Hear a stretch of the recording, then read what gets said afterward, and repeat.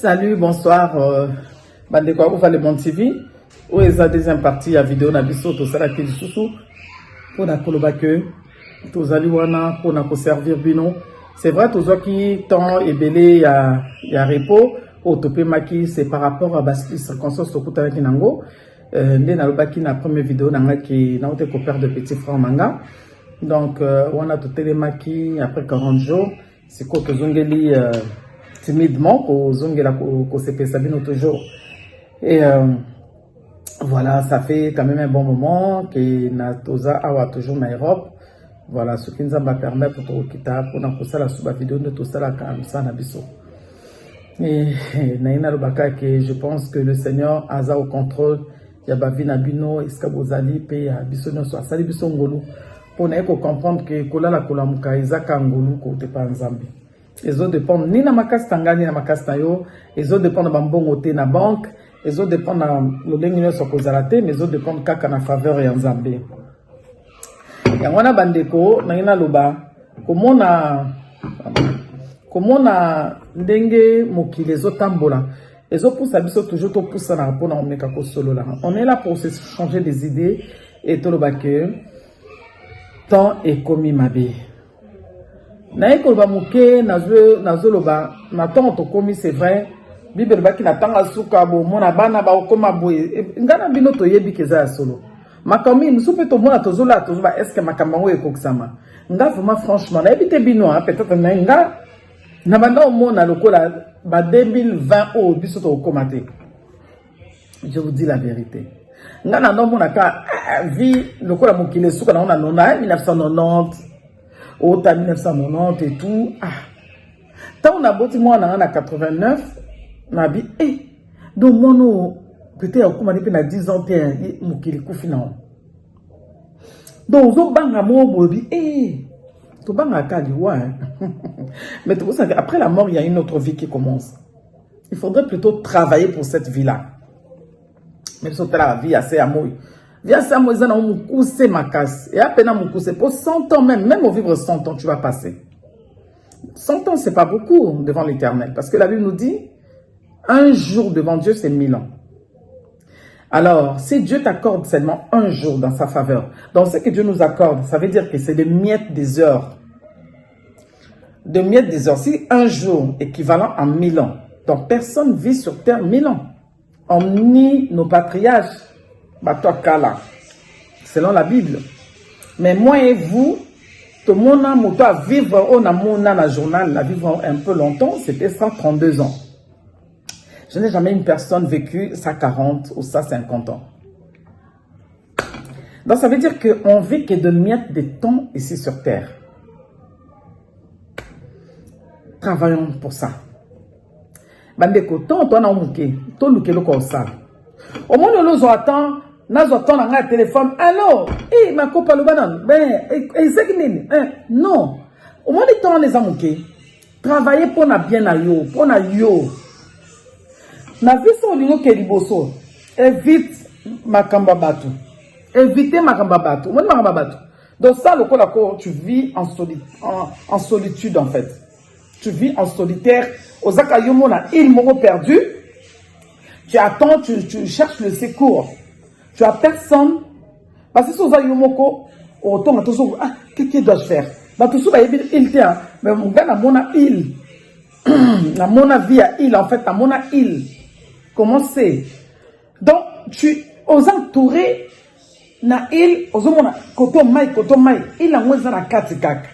Et na derrière on ozo kaka ba bouya ba nyama et tout. Awa. Donc, il faut na luka mutu il faut ça. Il y a une vie. Toi ba pourquoi toi na poto? D'abord, il faut avant que tu poto existence sur namoki les années. Pourquoi na namoki? Butanga. Est-ce namoki na ikaponza matina na moki kapona na continuer ko ça mabe. Tu na zaina moki kapo na namoki na occuper terre ya nzambe inutilement. Po yeba to subaza ata kufi ne ba regretter na moyeta.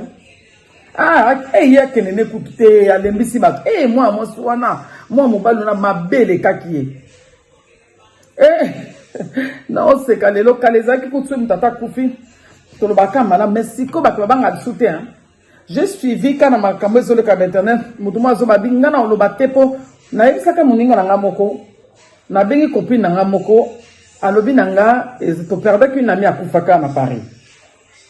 Na ebisi intel akufi wana ya annonce affaire étrangère ko ayaki sika to intel akufi abinanga et alors a répondre ngapena et alors ngabi réponse au pesanga o ko bata pe sonam te abina ba pe sonam mutaza on bien nga te na ko ba pe sonam deni abin ka finga ngelo ngolo kwa lidame obi ngamu pena na vanditi na zongi mutu na pe elongo ka lidame ce qu'on a zo imaginer lidame donc lidame bata bana kin ba yo po yo to ba liale mo so ti classe pour na calmer mo nzara uzuma da mo ba uzuma dame to no le madame abia finga pena elongo ka lidame ngamu na c'est pas grave à mon avis n'est qu'au fond d'un côté la paix parce que la même personne toujours continuer quand la deuxième partie à vidéo n'a pas tout ça là qui les bosso pour na kolobake to e kolobela ko ça moi ma mise au point mais na par rapport il y a ba situation isolée que la biso au quotidien et na ndeki pena ba muke ko mona ndenge basala nzambe basangana ki lelo na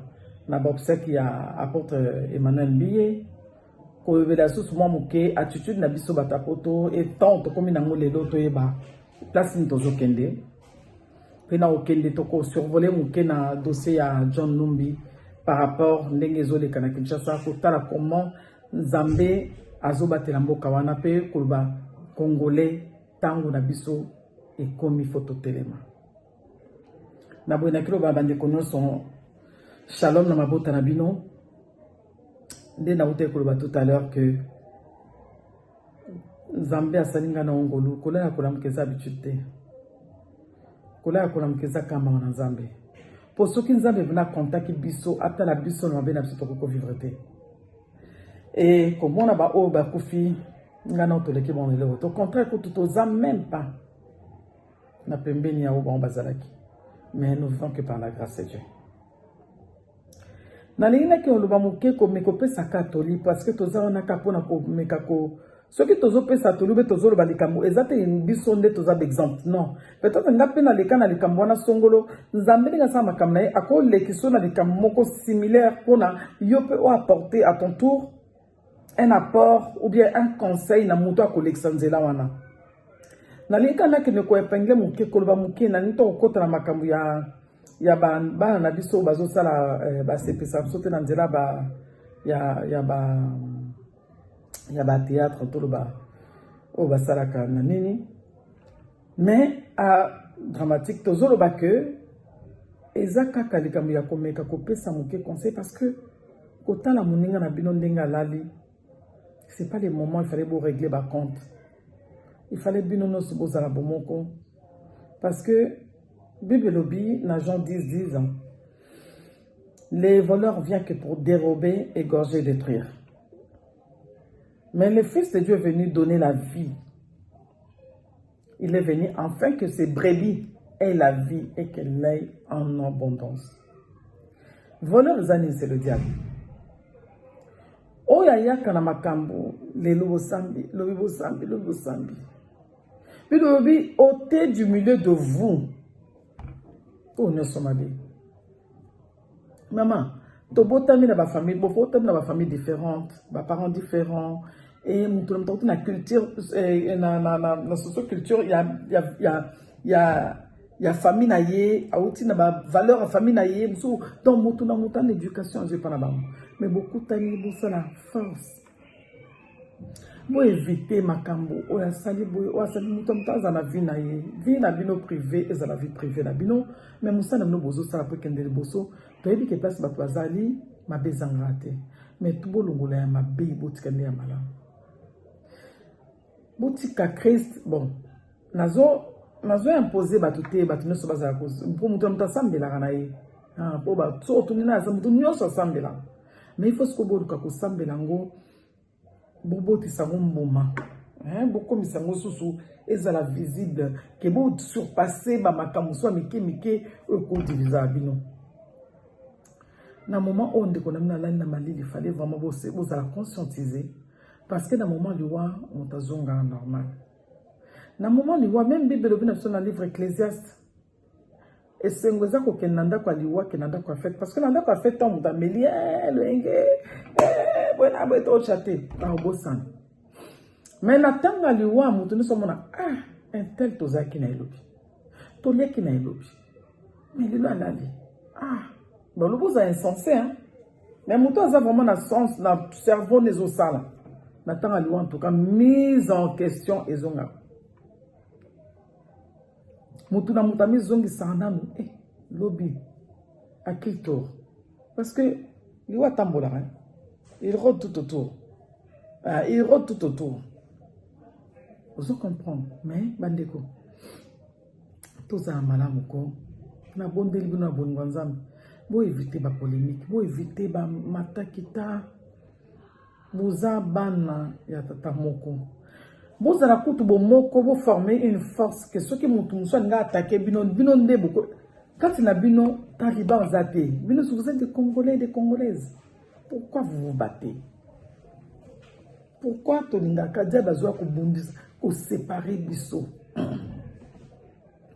eza ba muso batinda mabasa na bon mabe ba yibiki ba okena bon en faire eza ba muso baza bon mais tant yo moni ke muto na ninga oluki ba problème évitez même kolobana parce que à transformer malobano mabe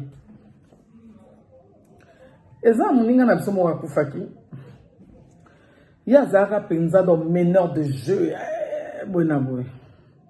bon une connaissance hein ça une connaissance pour nanga mais ça qui muninga baninga na mais mukolomo na bengi une amie à moi bazaki pe ami bango pena bakola ina ensemble na bisinga bi